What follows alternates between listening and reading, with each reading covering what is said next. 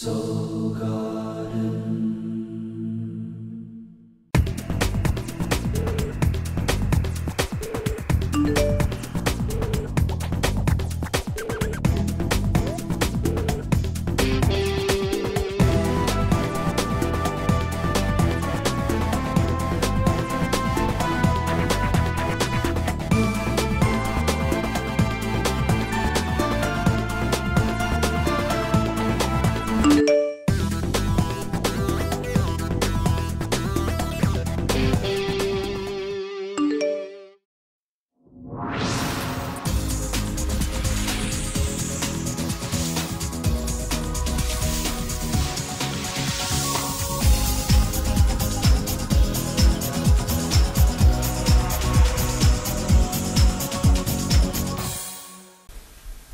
Hello Soul Analysts and welcome to Soul Horoscopes Weekly Edition. I'm your host to the universe, Christopher Witecki. How you doing? Good to see you again. Hey, this week's free Soul Horoscope is sponsored by the Guardian Agency. I've got a new feature I'm rolling out called Psychic with Texts. These are kind of a fun psychic game. They're designed to go at the right time, asking you a pinpoint question about your life. First answer that comes to mind, you write it down, or at least remember it. You'll remember it, you're a Virgo. But either way, we're leading to some conclusions on certain paths that we're developing in, so that's fun. Please participate. Hope you enjoy it. It should be fun. Also, come on down to soulgarden.me. We got a whole community of Virgos, a lot of overthinkers, all in one spot, lots of details you can chew on. And I do want to put out there, hey, we're looking for a new Virgo writer, someone to follow what's important to a Virgo and report. So if you're interested, come on down, post it, write it, tell us, tell someone, just speak up. We're watching all the time and we're always helping each other out. So come on down and check us out.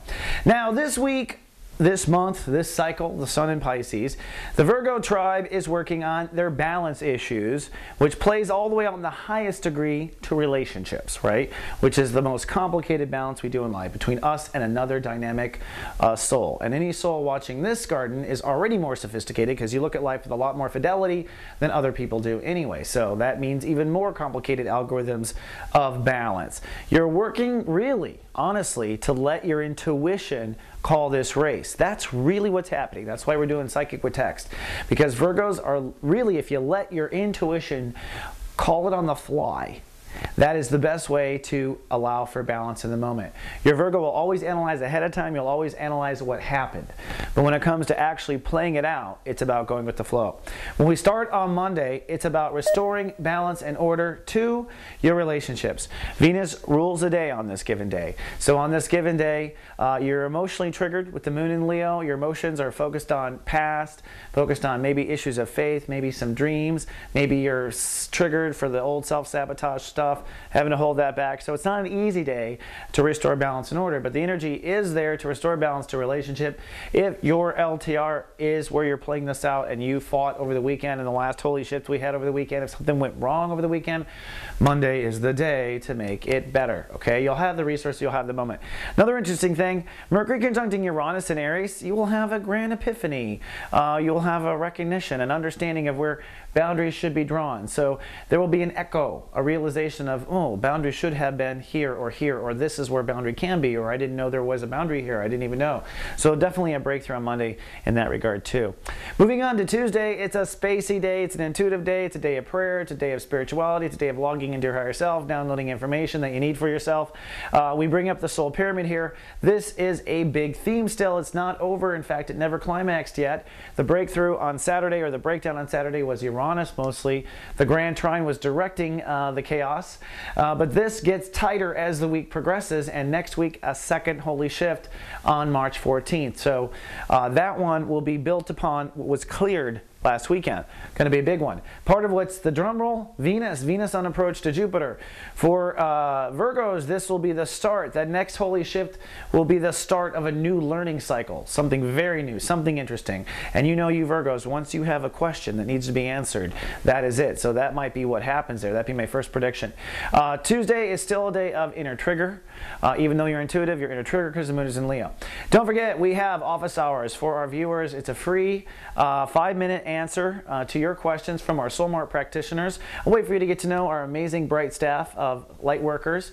So come on down. It's at 11 a.m. Pacific, and it is free to the public. You just need a webcam and a microphone, and you got to be willing to talk in front of people. But it's fun, and it works, and we end up hanging out there anyways. So then we move on to Wednesday, which is actually the climax of the week because there is a full moon in your sign. So on the full moon, Virgos, feeling righteous, feeling strong, feeling confident. Ego is fueled by not just a moon, but a full moon. Okay, so we're talking a full dose. This is the most egotistical time of the year other than your birthday, because we're in the anti-birthday period, Pisces, right? So this is a huge flare-up of the ego, plus the full moon crosses Mars, which is gasoline basically in God's terms, so there's a potential for fire. Now Mars retrograde means some of your ego choices will be changing until it goes direct. So you might have thought you were going to do this, you might have said you were going to do this, your ego might have beat its chest, and you might have declared you're a vegetarian, but now suddenly, meat's smelling good. Okay, that's okay. With Mars retrograde, you have the right to change your mind. When it goes direct, things are different. But don't get off on the wrong fight over the wrong thing. Now, it might all play out where? In relationships. And you'll be making a decision during the full moon, a decision about where relationships should go. Okay, where they should go and they should grow. This all the while getting tighter. All right, moving on to Thursday. Thursday is a day of action. Mars rules a day. If you have not been doing your homework when it comes to your relationship, or it could be a fight day on Thursday, it's because Mars is ruling the day. That energy is meant to go forward in the new direction, in what you want to do, and to put it into action. If you made a truce with your honey, well, let's put it into action and get started right away on Thursday. The moon is still in Virgo, so you're still feeling pretty strong. It's not on Mars. It's not going to cross over gasoline, but you're still feeling very egotistical, really, and very passionate about what you believe. So, caution there. Again, Thursday, our second day with office hours during the week. Just put it out there, so we're on there for you Tuesday, we're there for you Thursday at 11 a.m. Pacific. Then on Friday, things actually shift a bit on Friday.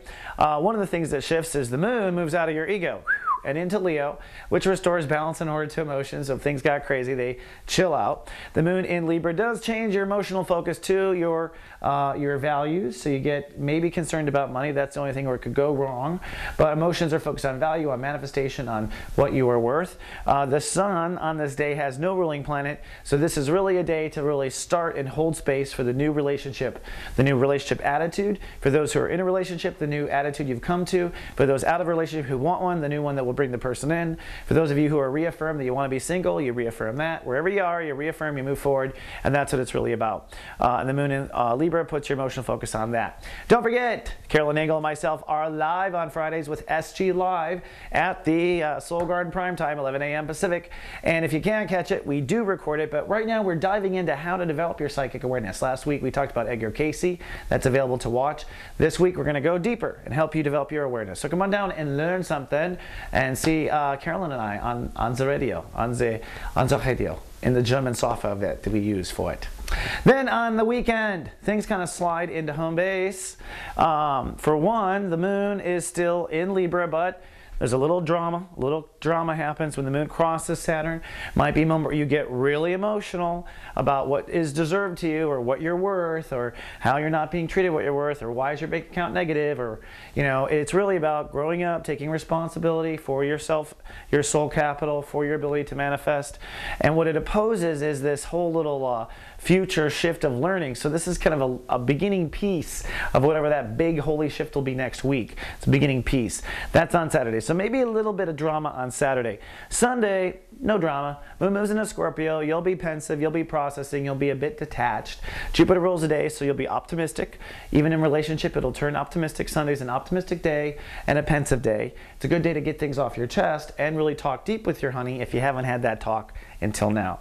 Now, for those of you who bought an Act 1 video, definitely you want to pull it up right now. This holy shift I've been talking about all week is going to be next week, and it's in the Act 1 video. So go to the back, go to the end where I talk about it and how it is a big part of Act 1. It's really the end of Act 1 where the curtain falls. So you definitely want to check that out. All right, Virgos, that's all I got for your 7-day forecast, but I will see you again faithfully in 7 more. Until then, live, love, be.